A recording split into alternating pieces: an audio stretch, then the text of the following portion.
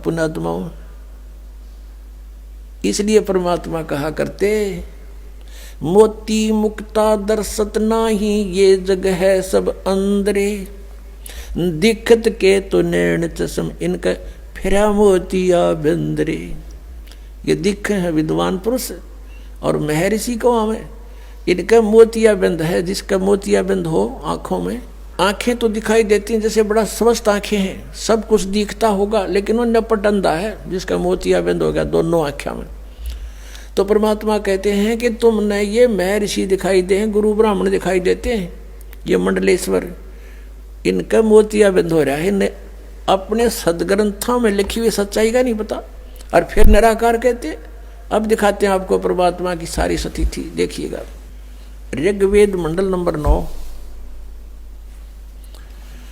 ऋग्वेद मंडल number 9 अब दिखाते हैं, और सूक्त नंबर 86। भगवान साकार है या निराकार है, वो कैसी लीला करता है। ये है ऋग्वेद मंडल नंबर 9, 10 इकट्ठा अनुवाद है। ये है सार्वदेशिक आर्य प्रतिनिधि सभा, महर्षि दयानंद भवन, रामलीला मैदान, नई दिल्ली से ये प्रकाशित है। और ये मुद्रक है Prince offset printer, 1510 Pataudi house, Daryaganj, नई दिल्ली से ये छपा है, छप्पा खाना इसका ये। अब देखना, ये है ऋग्वेद मंडल नंबर 9 और सूक्त 86 का मंत्र नंबर 26। इसमें लिखा कि यज्ञ करने वाले यजमानों के लिए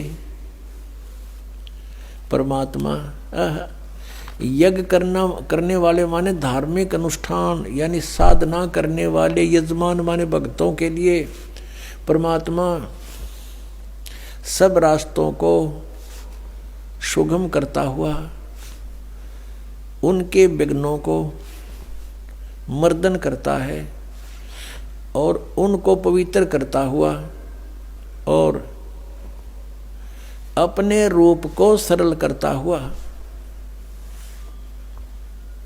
वह कांति में परमात्मा। यह लिखना था कबीर देव। कवि कोई भी सर्वज्ञ नहीं हो सकता जिसको सारा ज्ञान हो।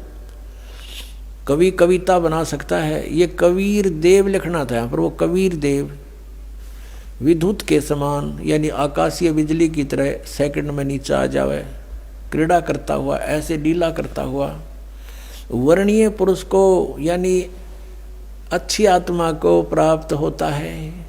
अच्छी आत्मा को आके मिलता है, वो जैसे आदरणीय धर्मदास जी को मिले, आदरणीय नानक साहिब जी को मिले, आदरणीय मुलुकदास साहिब जी को मिले, आदरणीय दादू साहिब जी को मिले, आदरणीय गरीबदास साहिब जी गांव छुरानी जिला जद्दर हरियाणा वाले को मिले, आदरणीय गीसा दास साहिब जी गांव खेखड़ा यूपी मेरठ वाले को मिले। तो अच्छे पुरुष को आकर प्राप्त होता है। वो कहाँ रहता हो भगवान? 27वें श्लोक में, ऋग्वेद मंडल नंबर 9 और सूक्त नंबर 86 का 26 पढ़कर हम 27 में पा गए।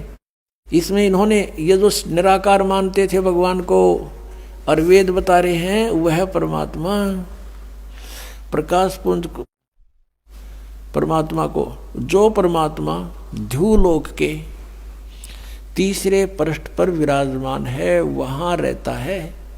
तीसरे एक स्थान पर रहता है ध्युलोक के, यानी उस तेजो में लोक सतलोक के एक स्थान पर, तीसरे स्थान पर विराजमान है, स्थान पर विराजमान है, वहाँ रहता है। निराकार क्यों करो भगवान जब वहाँ बैठा है? आगे दिखाते हैं। ये है ऋग्वेद मंडल नंबर 9 सूक्त 82 का, ऋग्वेद मंडल नंबर 9 और सूक्त 82। और यहाँ देखें, ये है 82वां, 81वां समाप्त हुआ, ये 82वां शुरू हो जाता है। इसका प्रथम मंत्र, इसमें लिखा है कि जो सर्वोत्पादक प्रभु, सबकी उत्पत्ति करने वाला परमेश्वर, प्रकाश रूप है। इसका अर्थ है वो तेजो में रूप साकार है, सद्गुणों की वृष्टि करने वाला, पापों का हरण करने वाला, पाप नाश करने वाला, पाप क्षमा करने वाला है। वह राजेव, राजा के समान, राजेव इसका अर्थ है राजा के समान आगे लिखा है। ये देखना, ये 269 पृष्ठ पर पढ़ रहे हैं।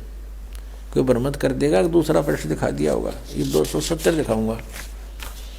ये देखो 270 यहाँ लिखा है। 82 का पल्ला पढ़ रहे हैं, 82 का 9 के 82 का। राजा के समान दर्शनीय है, वो देखने जोगा है, विजिबल है, वो साकार है। राजा की तरह तो मनुष्य जैसा ही हुआ। और वह है पृथ्वी आदि लोक लोकांतरों के चारों ओर शब्दमान हो रहा है।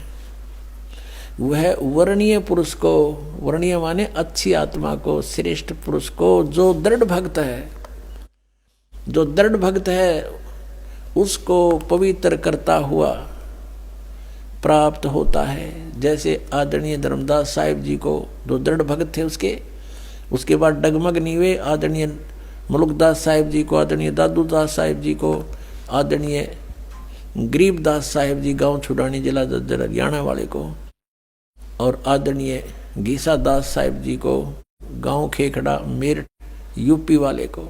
ये दृढ़ भक्त आज तक डगमग नहीं हुए, दुनिया को हिला के रख दिया इन्होंने। इनको भगवान में ले आकर के को पवित्र करता हुआ प्राप्त होता है वर्णीय पुरुष अच्छी आत्मा को। जिस प्रकार विद्युत माने आकाशीय बिजली स्नेह वाले स्थानों को आधार बनाकर प्राप्त होता है। देखो कितना स्पष्ट किया इन्होंने। अब 9वें मंडल सूक्त 82 का मंत्र 1 पढ़ लिया, अब 2 दिखाते हैं। देखिएगा, ऋग्वेद मंडल नंबर 9 सूक्त 82 का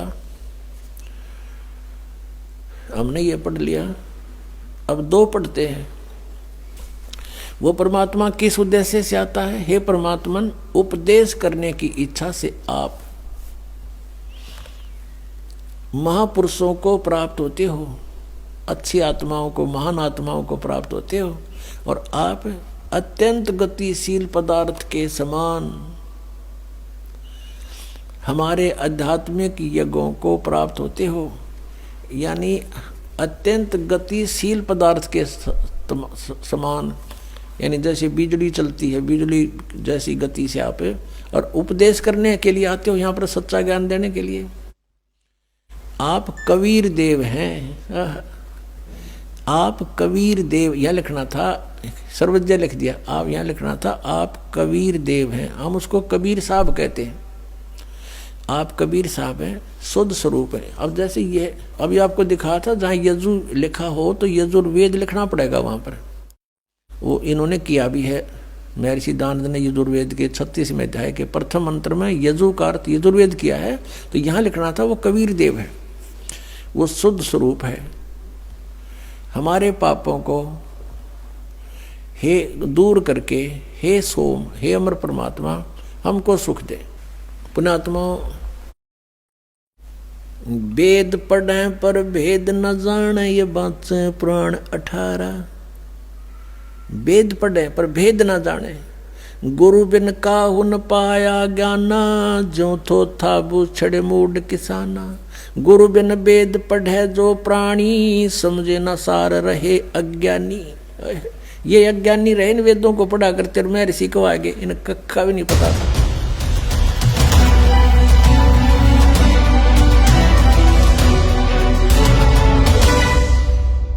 ये देखिएगा, यजुर्वेद प्रकाशक हैं सार्वदेशिक आर्य प्रतिनिधि सभा 2/5 महर्षि दानंद भवन, रामलीला मैदान, नई दिल्ली से। ये यहाँ से छपा है। मुद्रक है Prince offset printers, 1510 Pataudi house, Daryaganj, नई दिल्ली से। इस 5वें अध्याय का 32वां श्लोक आपको दिखाते हैं। ये है 5वां अध्याय, 5वां, और ये यजुर्वेद, ये 32वां अध्याय श्लोक है, मंत्र है। यहाँ लिख रखा उसी गसी कबीर अंगारी असी। अब हम इसको कबीर बोलते हैं, बै कबीर, ये वह है, हम बै बोला करें। जैसे किसी का नाम वेद प्रकाश होता, हम कहेंगे आ वेद प्रकाश आजा। जैसे कोई धर्मवीर है तो धर्मवीर बोला करें हम, ये हमारा अपना लोकल लैंग्वेज है। तो हम इसको कबीर को कबीर बोलते हैं। अंगारी माने पापों का शत्रु, बम भारी माने बंधनों का शत्रु, इन्हीं का। फिर है सवर ज्योति रित धामा आसी। ये देखो, हे जगदीश्वर जिस कारण आप कांतिमान हैं। अंगारी माने छोटे चलन के जीवों, छोटे चलन वाले जीवों के शत्रु नहीं। ये तो बकवाद कर रखी, अनुवाद ठीक नहीं किया। अंग अरि माने शत्रु, अरि इसको संधि छेद करें, अंग अरि, अग अग माने अंग माने पाप होता है, पाप का शत्रु। और इसने क्या कर दिया, इसका अर्थ यूं कर दिया, संधि छेद करते समय इसको ऐसे कर दिया। और हम इसको अगर जैसे ये यजुर्वेद है, यही इसका इन्हीं से सेट होगा ये मामला। अब ये 36वां अध्याय यजुर्वेद का दानंद द्वारा अनुवाद है इसका। इसके प्रथम मंत्र में लिखा है रचम वाचम परपधे मनो यजु परपधे। ये यजु शब्द है ना ओनली, और यहां अनुवाद किया इसने इसका, इसमें यजु का अर्थ यजुर्वेद लिख दिया, बिल्कुल सही किया। अब ये यजु है, यहां लिखना पड़ेगा कि ये यजुर्वेद के विषय में है, ये पूरा अब बना इसका अर्थ यजुर्वेद। तो यहां ये देखो कवि है, इन्होंने यहां कवि कर दिया इस 5वें अध्याय का। और ये जो 32वां श्लोक हम पढ़ रहे हैं, इसमें ये जो कबीर शब्द है इसको इन्होंने ऐसे कर लिख दिया। अब इसका अर्थ करते समय यह लिखना चाहिए था कबीर देव लिख देते, ये कबीर वह लिख के कबीर लिख देते, कबीर देव लिख देते, तो हम उसको कबीर देव बोल रहे हैं, कबीर देव। हम उसको कबीर देव, देव माने परमेश्वर, कबीर साहब हैं, यहां लिखना चाहिए कबीर देव हैं। ये कहना कवि इनकी वो समस्या भी हल हो जाए, कवि वो कबीर देव लिखना था, कबीर देव हैं, हम उसको कबीर साहब बोलते हैं, कबीर अपने लोकल लैंग्वेज में, वो कबीर साहब हैं। बम भारी माने बंधनों के, अरि माने शत्रु, ये तारा दिए जिसकी बकवास है विस्तार तेरा। अरि माने शत्रु, बंधनों के शत्रु, बस ये छोड़ दो, यानी बंधन के शत्रु। अरि माने शत्रु, बम्ब माने बंधन, बंधनों के शत्रु बंदी छोड़ हैं कौन, वो कबीर हैं, कबीर देव हैं। और अंगारी माने पाप नाशक, ये गलत अनुवाद किया इसने। और फिर कौन है वो, रित धामासी, रित धामा सतधाम युक्त, सतलोक युक्त। हम सतधाम कहें, उन्हें सतधाम, सतलोक कह देते हैं, लोक कहो धाम कहो एक ही बात है। सतलोक युक्त यानी रित धामा, यानी वो सतलोक वाले हैं, सतलोक में रहते हैं। और सवर ज्योति स्वयं प्रकाशित, सवर ज्योति इन अड़ंगा कर रखा है, अंतरिक्ष को प्रकाश करने वाले।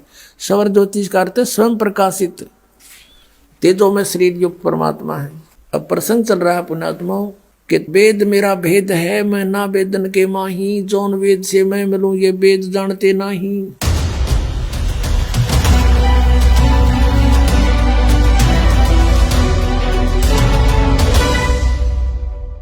ये अथर्ववेद है, ये भी इन आर्य समाजियों का अनुवाद है। इसमें महर्षि दयानंद व उसके चेले ही वेदों का अनुवाद करते रहे हैं। ये कहाँ से छपा है, वहीं से प्रकाशक है पंडिता राकेश रानी।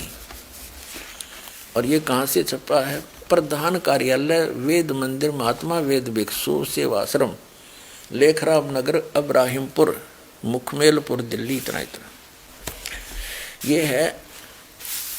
ये देखिएगा चतुर्थ कांड में, और यहां देखिएगा एक 7वां मंत्र है, ये 7वां। इसमें यहां पर कबीर देव शब्द है, कबीर देव। ये अथर्वणम पित्रम देवबंधु बृहस्पतिम नमसा गच्छात तुम विश्वेश्वाम जनिता, तो माने आप विश्वसाम यानी सब ब्रह्मांडों के उत्पन्न करने वाले हो। यथा से देव कबीर देव है न दबायत स्वाधावान। इसमें लिखा है गतिशील पुरुषार्थी पुरुष निश्चल पिता विद्वानों व सूर्यादि लोकों का बंधु नियामक बड़ों बड़ों के स्वामी परमेश्वर को नमस्कार के साथ निश्चय करके पहचानिए, हे परमेश्वर तू सब सुखों का उत्पादक हो। क्योंकि यहाँ लिखना था आप कबीर देव हो। कबीर देखो ये कबीर देव है, इसका इसने अपसर्ग लगा दिया पर, और देव का अर्थ परमेश्वर कर दिया। तो ये लिखना था वो कबीर देव है, वो कबीर परमेश्वर है। कबीर देव लिख देते, ये एज इट इज लिख देते, वो कबीर देव। हम उसको कबीर देव माने परमेश्वर, वह कबीर परमेश्वर है। इसका ये अर्थ है, जो सबका रचनहार और सच्चा साथी, सब ब्रह्मांडों का रचनहार वो कबीर देव है, कबीर साहब है। हम कबीर साहब कहें, कबीर भगवान साहब को, परमात्मा को, राम को, अल्लाह को, गॉड को, खुदा को, कबीर गॉड है।